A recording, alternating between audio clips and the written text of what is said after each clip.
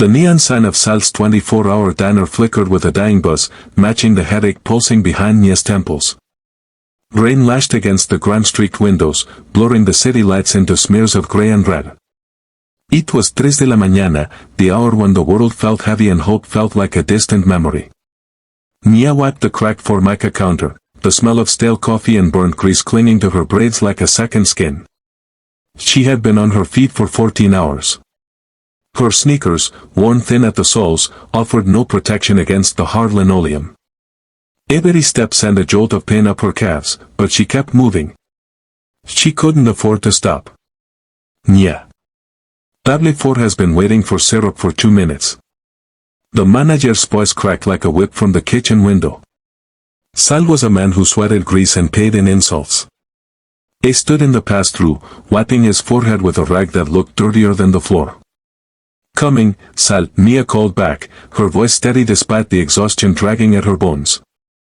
She grabbed the sticky pitcher, forcing a smile she didn't feel as she hurried to the booth where a trucker sat scrolling on his phone. He didn't look up when she poured. He didn't say thank you. To him, she was just a pair of hands in a stained apron. 10 minutes later, during a lull in the late-night rush, Nia ducked behind the beverage station. Her hands trembled as she pulled the wad of crumpled bills from her pocket. She smoothed them out on the stainless steel counter, counting silently, her lips moving with every dollar. 1. 5. 6. 20. $42. Nia closed her eyes, fighting the sting of tears. Her rent was due in 2 days. She was $300 short. The eviction notice was already pasted to her door, a bright orange declaration of her failure. If she didn't pay by Friday, she would be sleeping on the streets, and the relentless rain outside wouldn't be just a mood, it would be her bed. Hey! If you have time to lean, you have time to clean. Sal shouted, slamming a stack of dirty plates onto the pass-through.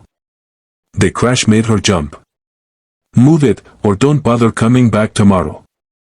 You got 10 girls waiting for this job who won't daydream on madame. Nia shoved the money back into her pocket. She swallowed the lump in her throat, nodding quickly. I'm moving, Sal. She grabbed the spray bottle and turned back to the empty tables. There was no one to call for help. No family to wire her cash. No savior came to rescue her. There was just the rain, the debt, and the endless, crushing grind. She was drowning in the middle of the city, and nobody even looked up from their coffee to notice. The bell above the door didn't just chime, it announced a shift in the gravity of the room. Through the rain-streaked windows, 3 matte black SUVs idled at the curb, their engines purring with a deep, menacing thrum that vibrated against the glass. The doors opened in unison, and the diner stale air was suddenly pierced by the scent of ozone and expensive cologne. 2 men in dark suits entered first, their eyes scanning the room with the efficiency of predators checking a clearing. Then, he walked in. He was a slash of midnight in the fluorescent purgatory of Sal's diner. He wore a tailored black suit that cost more than the building, his hair swept back from a face that was devastatingly sharp and coldly indifferent. It didn't look like he belonged in this neighborhood, let alone in a booth with duct tape on the vinyl seats. The diner went dead silent. The trucker in the corner stopped chewing. Sal froze in the kitchen window, his rag hanging limp in his hand. The stranger didn't look at anyone. He moved with a fluid, lethal grace, bypassing the please wait to be seated sign and sliding into the booth in the far corner, Nia section. Nia blinked, pulling herself out of her haze of exhaustion. To everyone else, he was a threat. To her, he was just table 6. She grabbed the coffee pot, her apron stained and her shoes aching, and walked over. The 2 guards stepped forward to block her path, but the man in the booth raised a single hand. They retreated instantly. Coffee? Nia asked, her voice raspy. She didn't tremble. She was too tired to be afraid. The man looked up. His eyes were like obsidian, dark, bottomless, and utterly void of warmth. He seemed surprised that she hadn't stuttered. Black, he said. His voice was deep, smooth, and carried a faint, crisp accent. Nia flipped the mug over and poured, the dark liquid steaming in the cold air. She placed 2 creamers on the table, just in case, and ripped the check from her pad, placing it face down. "Holler if you need a refill," she murmured, turning to leave. "Wait." Nia stopped. The man reached into his jacket pocket and pulled out a crisp, new $100 bill. He slid it across the scratch table. Nia stared at the money. It was her grocery budget for 2 weeks. It was a quarter of her rent. Her fingers twitched, but her pride, battered as it was, held firm. "Sir, the coffee is $2, she said, pushing the bill back toward him. "I can't break this." He didn't take the money back. He didn't even blink. "I didn't ask for change," he said, turning his gaze to the window, dismissing her as if the transaction, and her protest, were beneath him. "Keep it." The diner had emptied out, leaving only the low hum of the refrigerator and the rhythmic drumming of rain against the plate glass. The trucker was gone. The couple in the corner had left. Only he remained. Minho hadn't touched his coffee in 20 minutes. He sat like a statue carved from onyx, his gaze fixed on the rain-slicked street outside, lost in thoughts that likely cost more than Nia made in a year. His stillness was unnerving, a predator at rest in a room full of prey, though the only thing here to hunt was stale pie. Nia Said, the sound heavy in the quiet room. She moved to the empty booth next to him, spraying disinfectant that smelled of fake lemons and harsh chemicals. She just wanted to go home. She wanted to take off her shoes, count her tips again, and pretend the eviction notice wasn't waiting on her door. As she wiped the condensation from the window pane, her hand froze mid-circle. The street outside was dark, abandoned except for the fleet of black SUVs idling at the curb. But in the hollowed-out shell of the construction site across the road, something flickered. It wasn't a street lamp. It wasn't a car headlight. At first, Nia thought it was a trick of the neon sign buzzing overhead, a glitch in the matrix of her exhausted mind. But then she saw it clearly. A tiny, crimson star dancing on the glass. It wasn't a reflection. It was a laser. Nia's breath hitched in her throat. The red dot didn't wobble. It slid across the window with terrifying, mechanical precision. It moved past the salt shaker, past the untouched coffee mug, until it settled, steady and unblinking, right over the heart of the man in the black suit. Dime seemed to warp. The silence of the diner stretched thin, like a rubber band pulled to its breaking point. Minho reached for his cup, completely unaware that death was painting a target on his chest. Across the street, deep in the shadows of the concrete skeleton, a muzzle flash bloomed like a silent stroke of lightning.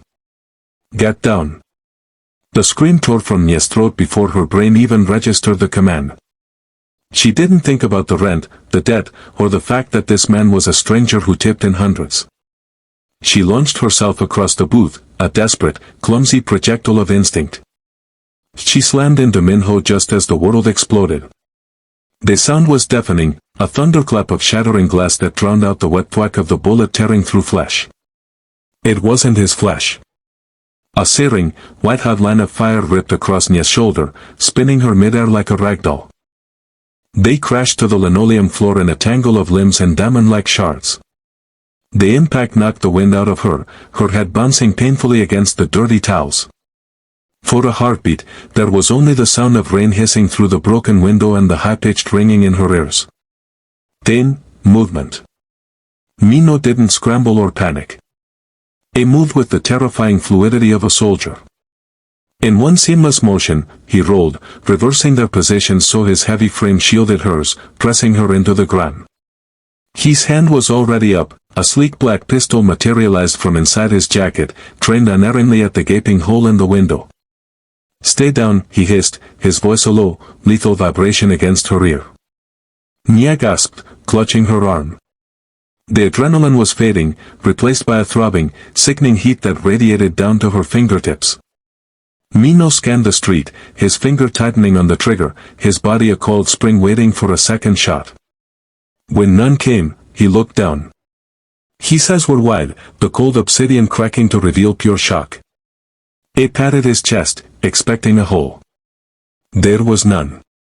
Then he looked at his hand, the one pressed against her back to hold her down. It came away wet, coated in a thick, dark crimson. He stared at the blood on his palm. Then he stared at her white waitress apron, which was rapidly soaking through with a horrifying shade of red. "You," he breathed, the gun lowering slightly as the realization hit him like a physical blow. The waitress hadn't tripped. She hadn't cowered. She had taken the bullet meant for his heart.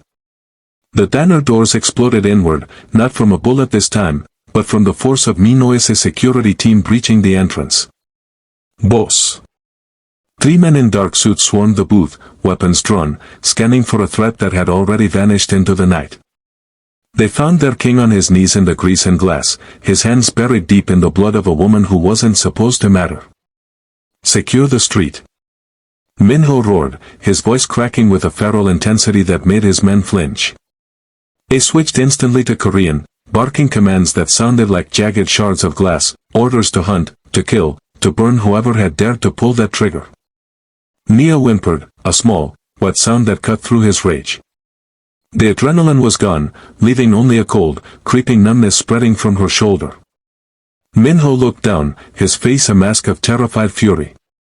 He ripped off his tie, wadding the expensive silk against the gash in her shoulder. He pressed down hard. Nia cried out, her back arching off the dirty floor. "I know," he gritted out, his eyes locking onto hers. "I know it hurts. Look at me. Don't you dare close your eyes." "The ambulance." One of his guards started. "Too slow." Mino snarled. He didn't wait for a stretcher. He didn't check for traffic. He slid his arms under her, one beneath her knees, the other supporting her bleeding back, and lifted her as if she weighed nothing. He strode out of the diner, kicking the door open, carrying her into the relentless downpour. The rain mixed with the blood soaking his bespoke suit, turning the white shirt underneath a gruesome shade of pink. He laid her in the back of the armored SUV, climbing in beside her, pulling her onto his lap to keep the pressure on the wound. The door slammed shut, sealing them in a quiet, leather-scented capsule. Nia's vision blurred.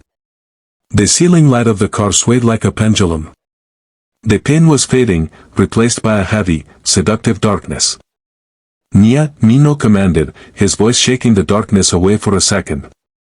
He gripped her chin, forcing her to look at him. His face was splashed with her blood, his eyes burning with a possessive, terrifying will.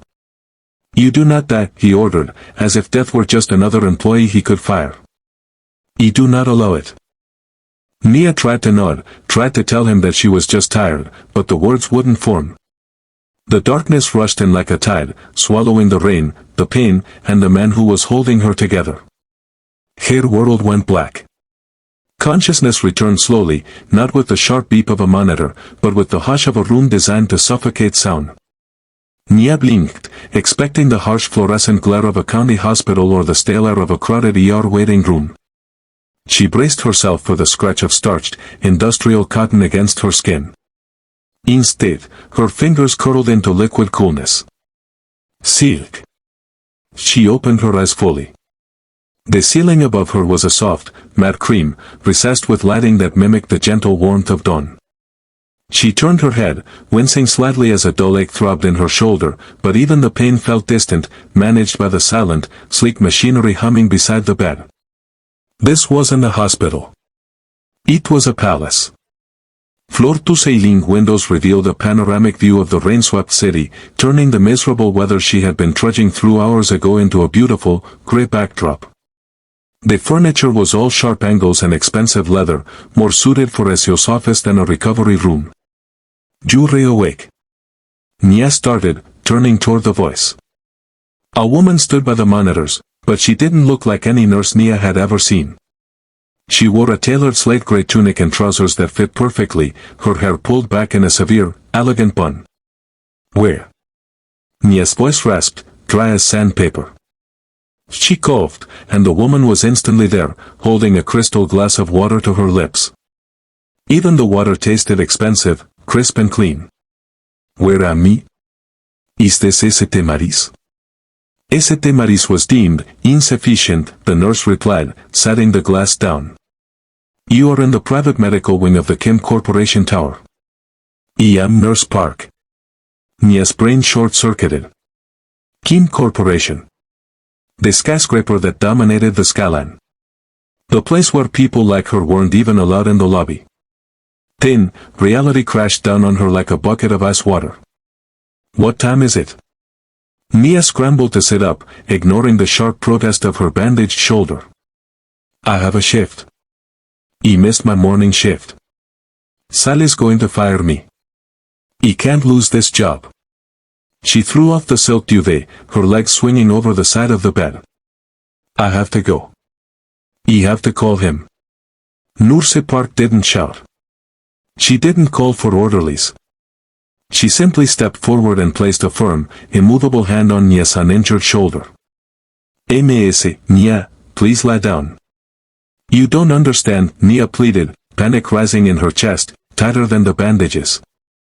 My rent is due. If I lose this job, I lose everything. I have to go. You do not have a shift, Ms. Nia, the nurse said, her voice calm, professional, and terrifyingly final. She gently but relentlessly pushed Nia back against the pillows.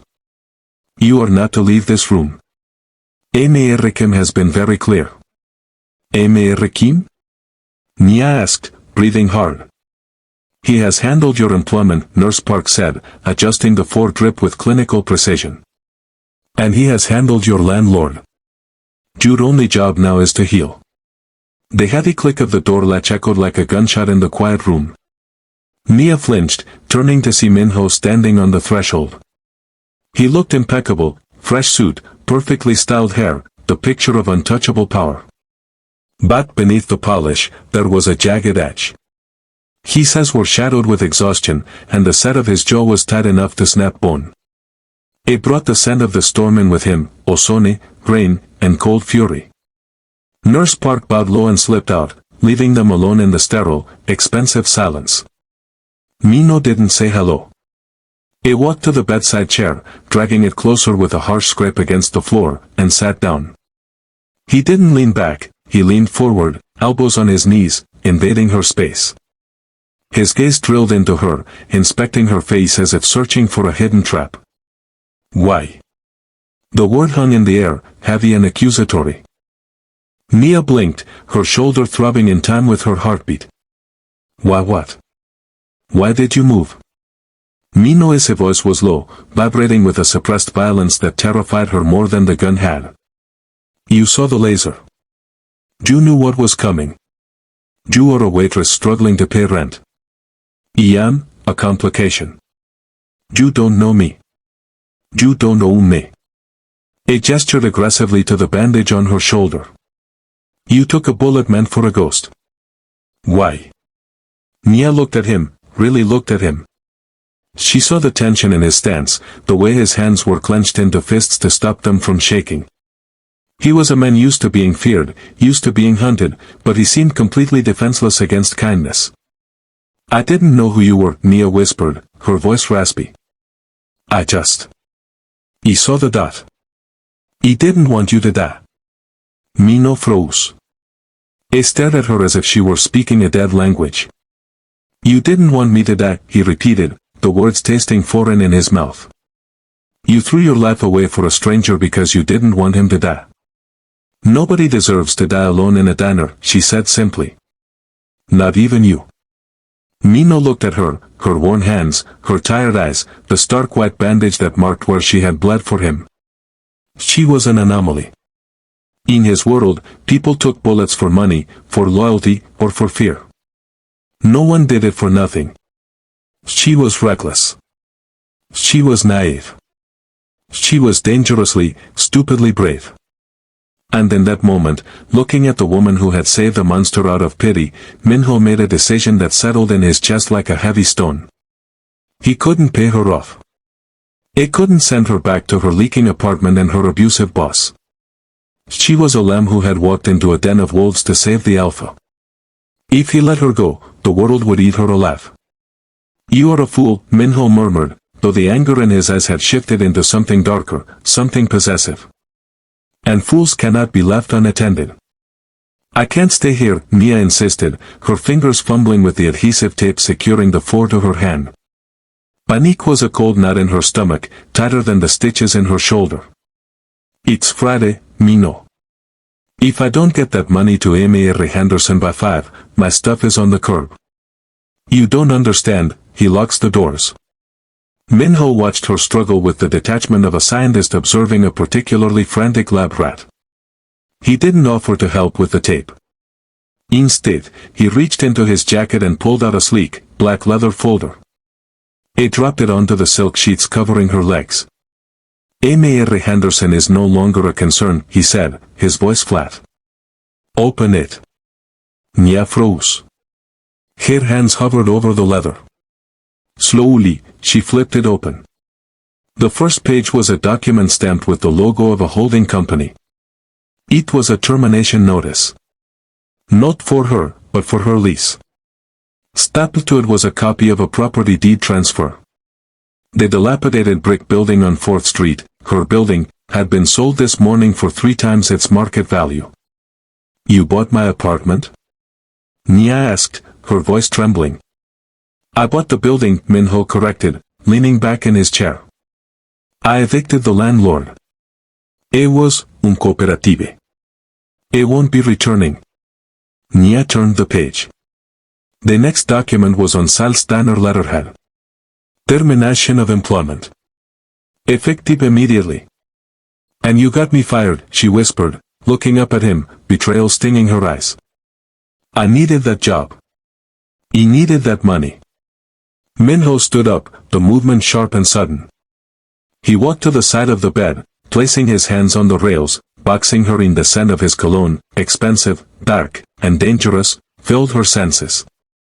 You were slaving away for pennies to pay a man who wouldn't fix your heat, Minho said, his voice dropping to a low rumble.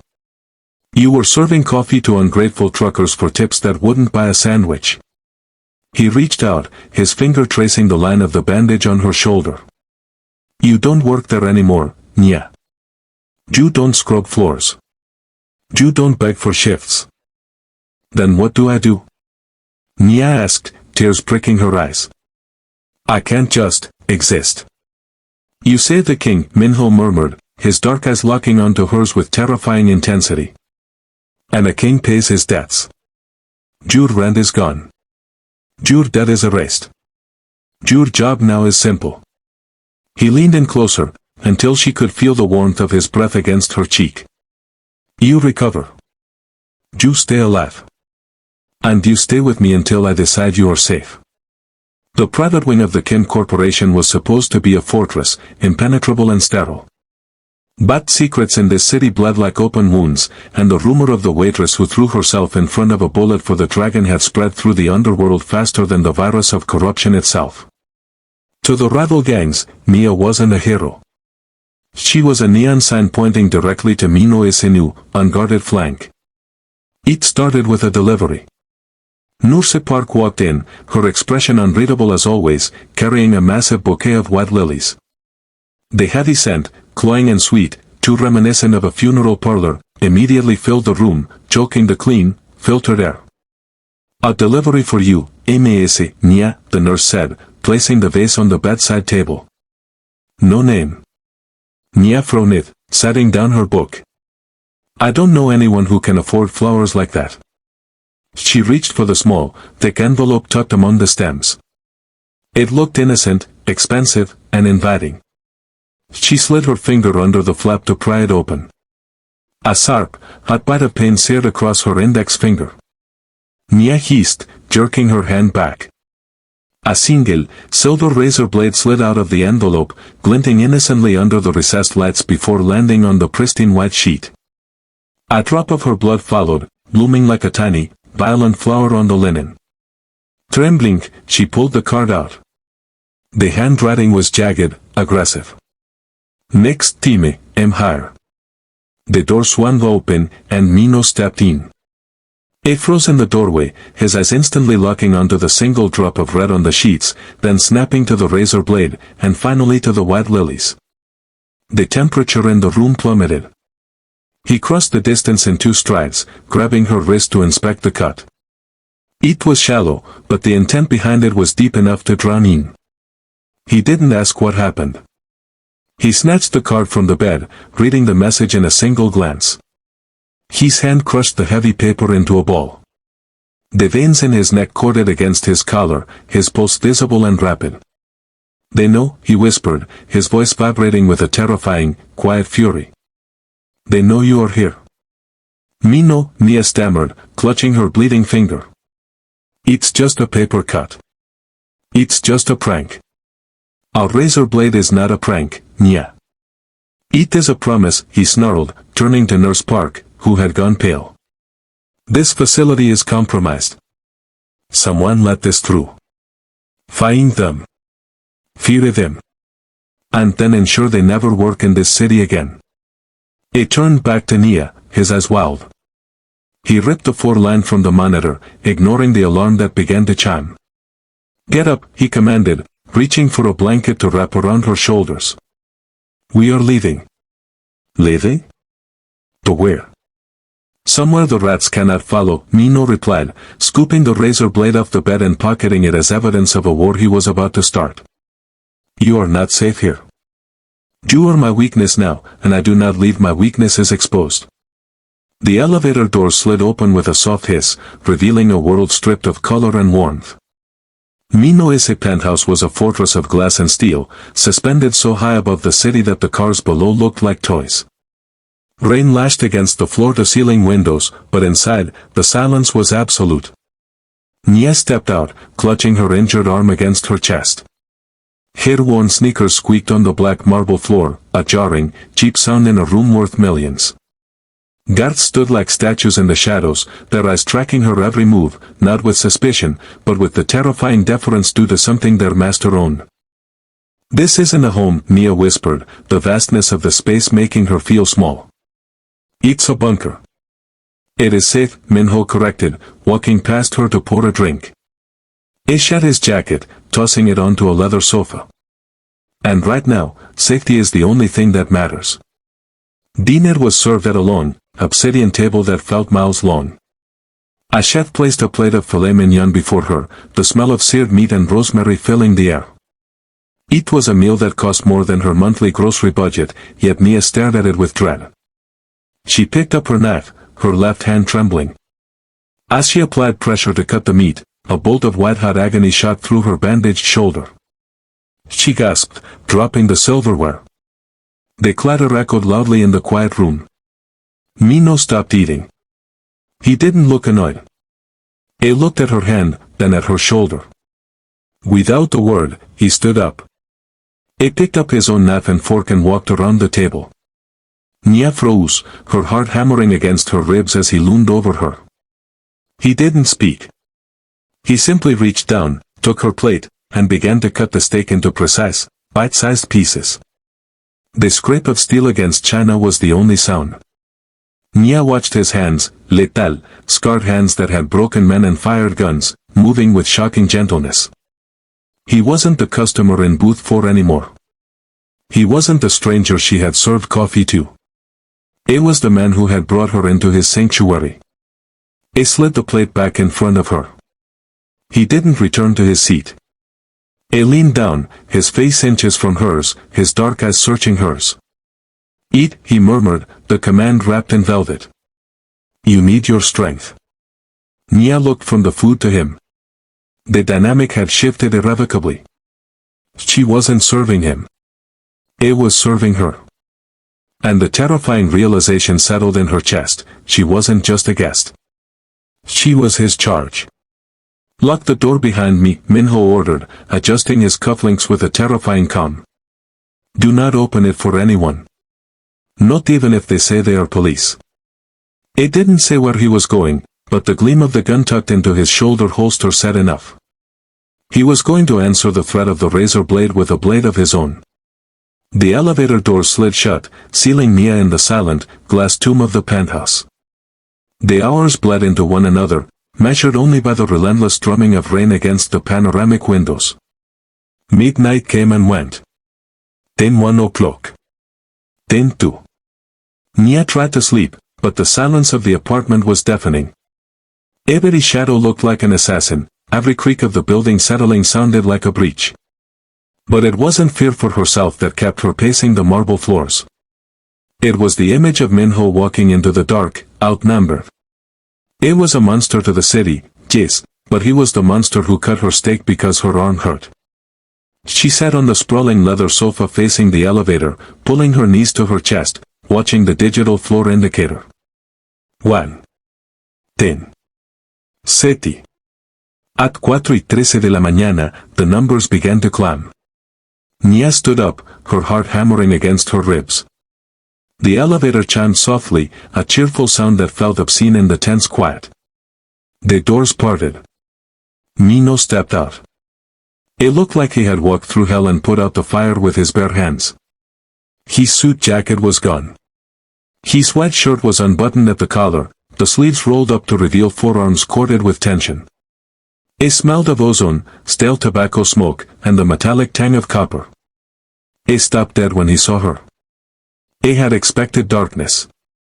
He had expected her to be hidden away in the guest room, cowering behind a locked door. Instead, she was standing there, barefoot and pale, her eyes wide with relief, not terror. "You waited," he rasped, his voice rough with smoke. "You didn't come back," Nia whispered, taking a hesitant step toward him. "I thought." She didn't finish. She reached out, her fingers hovering over his hands. His knuckles were raw, split open and bruised a violent shade of purple. The violence he had inflicted was painted on his skin. Minho flinched, instinctively pulling his battered hands back. "I am filthy, Nia. Do not touch me." "You're hurt," she countered, ignoring his warning. She reached out again, gently taking his wrist. His skin was warm, he was freezing. Minho stared down at her. In his life, people waited for him out of fear. They waited for orders. They waited for payment.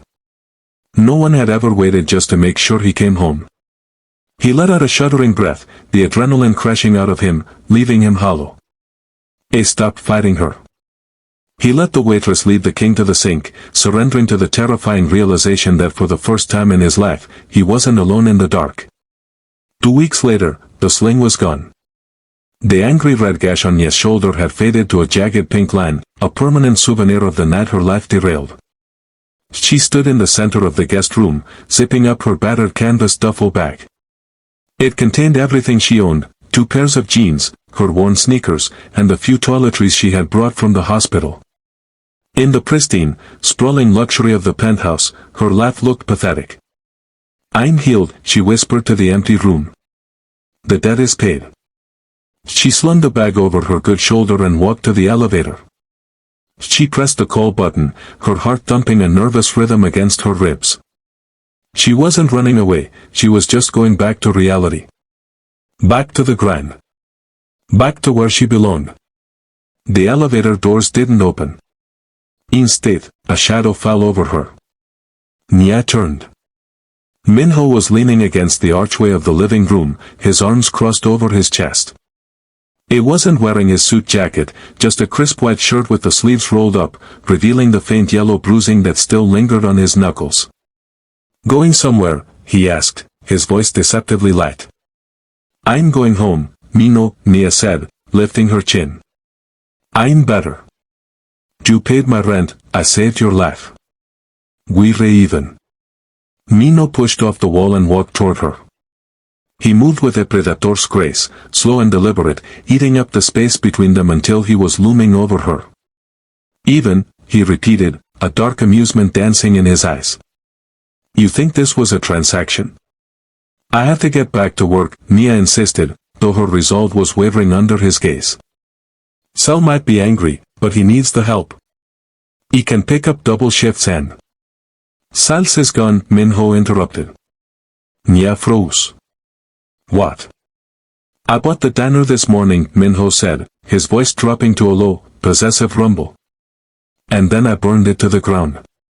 Nia's mouth fell open. You burned it?" "It was filthy," he said with a shrug, as if discussing a stain on a rug. "And I didn't like the way the manager spoke to you. So I removed it." It took another step, backing her against the cold steel of the elevator doors. "You have no job," Nya. You have no apartment. I severed every tie that bound you to that miserable life. You can't just destroy my life, she cried, panicked and something hotter, darker, rising in her chest.